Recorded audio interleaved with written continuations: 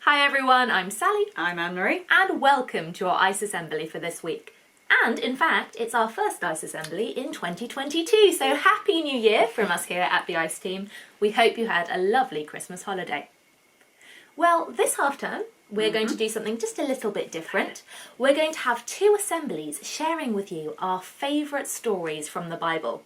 These are stories that we might not have been able to share with you before, and they're ones that both of us have found helpful and inspiring in our lives, especially at the new year. So we thought you might find them helpful and inspiring too. Well, New Year's is a really interesting and exciting time. We might be really excited, looking forward to the plans that we've made for this year, or maybe just excited to make plans for the year ahead. And it's a time when we say goodbye to last year and we are looking forward, and we might feel that energy and we're feeling refreshed because it's a new year, or maybe we're feeling a bit tired out and worn out from last year because it was pretty hard on everyone, wasn't it? So whether you're feeling excited and looking forward to the new year, or maybe feeling a bit tired and struggling to find some hope for the year ahead, there's one thing that lots of people like to do at New Year's to either carry them forward or to help change up their minds and attitudes a bit, and that's to make a New Year's resolution, like a goal for themselves for the year.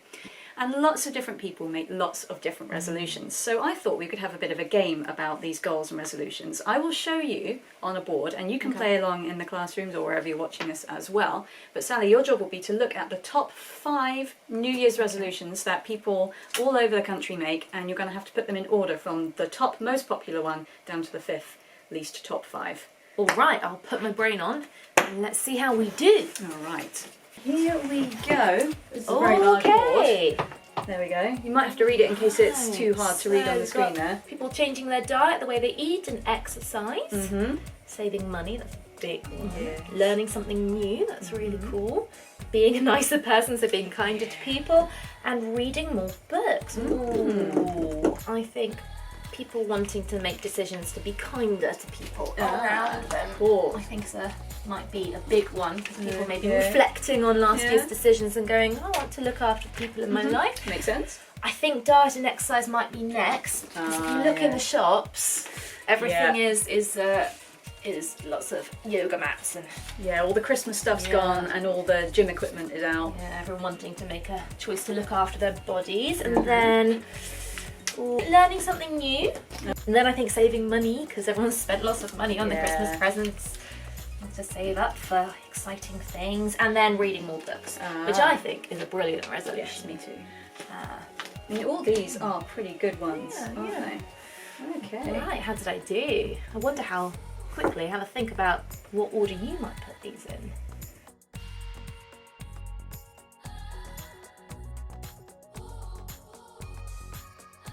So, the top one was actually changing how we eat and exercise. So it was the diet and exercise. So that was number one. Number one. And number 2 was reading more books. I like it. I'm happy that's number 2. Yeah, I think it's me a too. really good resolution. Yeah, I like that one as well. Number 3 was learning something new.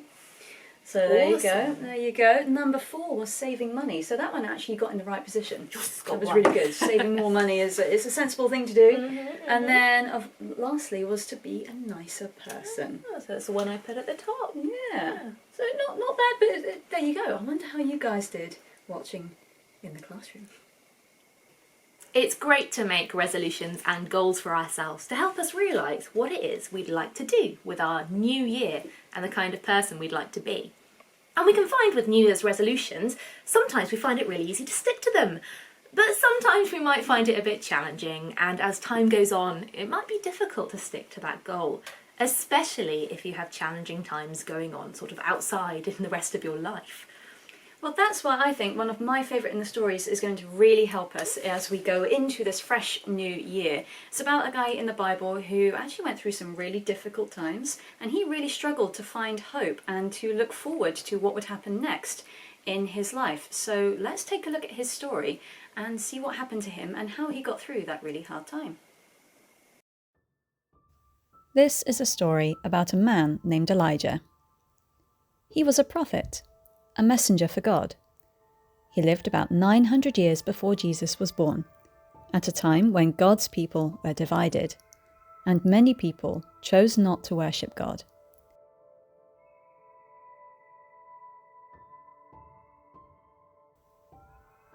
Elijah often came into conflict with King Ahab and Queen Jezebel, a pair of rulers who were leading God's people to do things that would drive them away from God, instead of closer to Him.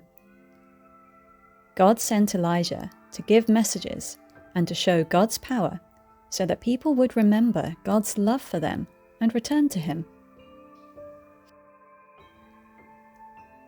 In this part of Elijah's story, Elijah had just won a contest with the prophets of a false god, and God has shown His power in a mighty way. You'd think that Elijah would be pleased, that he'd feel like he'd done a good job and that everything would change for the better. But that wasn't quite how things went for Elijah. When Ahab told Jezebel all about what Elijah had done, she was furious. She sent a message to threaten Elijah's life. Even though Elijah had seen God's power over and over, and even though Elijah had heard God speak to him many times, Elijah felt so afraid that he ran for his life.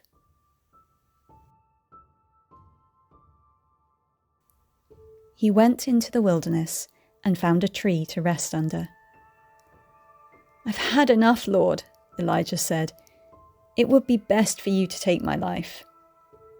He was so worn out, depressed, and scared that he ended up falling asleep beneath the shade of the tree.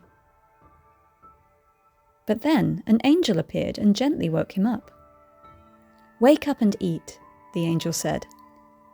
When Elijah looked around, there beside him was some freshly baked bread and a jar of cool water. He did as the angel said, ate, drank, and then lay down to sleep again. The angel came back a second time and gently woke him up again. "Wake up and eat, for the journey is too much for you."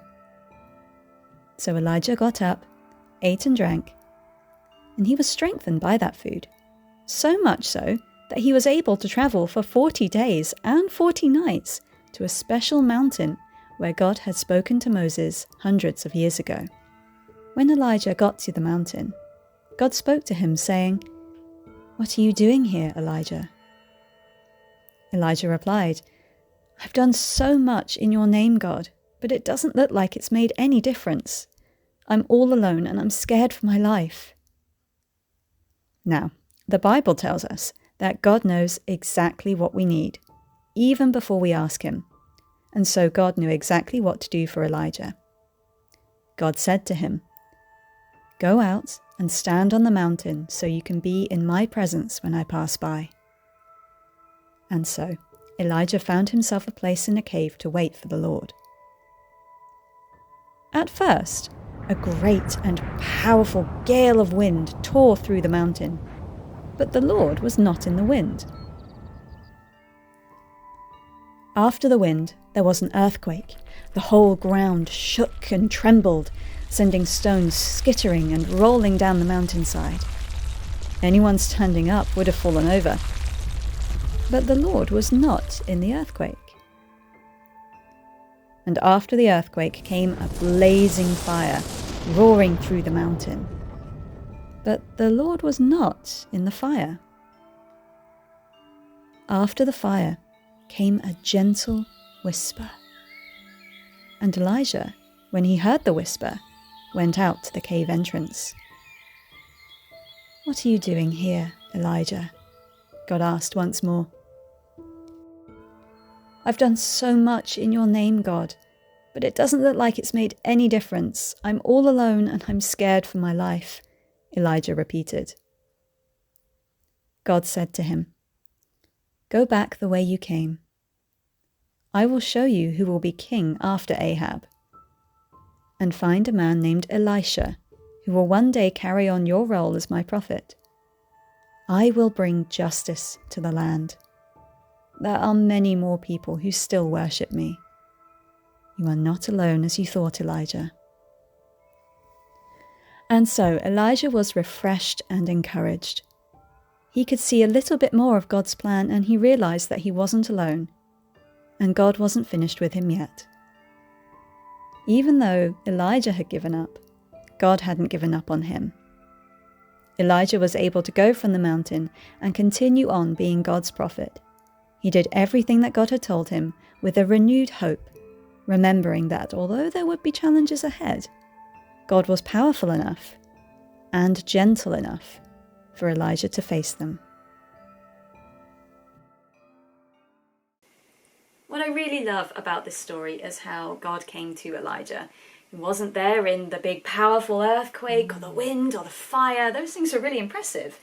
But actually what was most impressive was how God came in that gentle, soft voice. In God's gentleness, that's where Elijah found his hope and his courage to carry on again.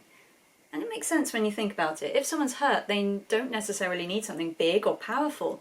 They need someone to treat them with gentleness. And the same was true for Elijah. And that's true for us today as well. I wonder if you've ever felt like Elijah did in today's story. Maybe reflecting back on the year that's gone, maybe there have been some times when you've not been feeling very well or finding it hard to find hope in a situation. Well, as we go into this new year, why don't we learn some lessons from today's story that can help us if there are any times this year when we might be feeling a bit like Elijah, or if we know someone who might be feeling like him too, to help others through a difficult time. So first of all, God took care of Elijah's body. He gave him time to rest when he needed it. He gave him fresh food and water to strengthen him and help him to carry on. And that's really important for us to do as well, to treat our bodies with gentleness, especially if we're having a hard time and things are feeling a bit worn out.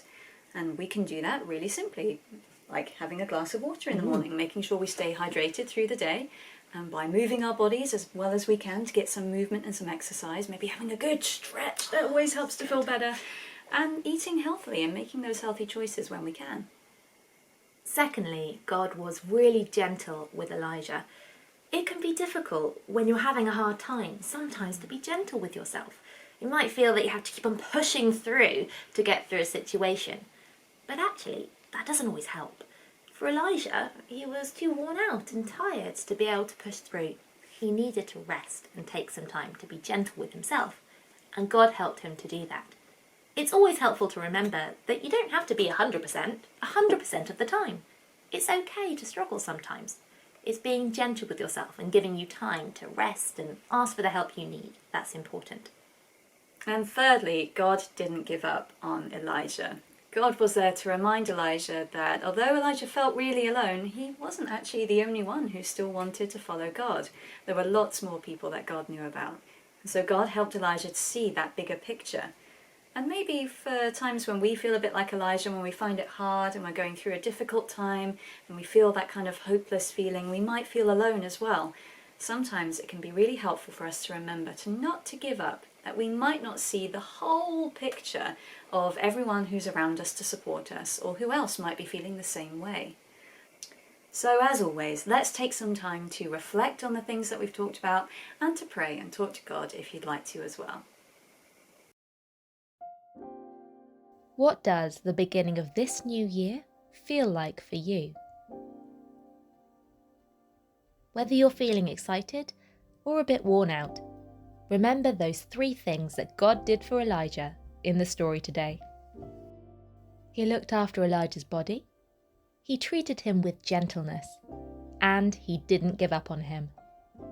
These are things we can do for ourselves and for others around us. Take some time to think if these are things that you need for yourself today. What is one thing that you could do today to treat yourself with gentleness? Is there someone you know who needs to be shown some gentleness today? What is one thing that you could do for them today? Let's pray and talk to God about some of these things. Gentle God, thank you for the inspiration and encouragement that we found in today's story. Help us to remember that you are here for us, just like you were there for Elijah. When we feel weak, help us to come to you for encouragement. And when we feel strong, help us to be gentle with others. Amen.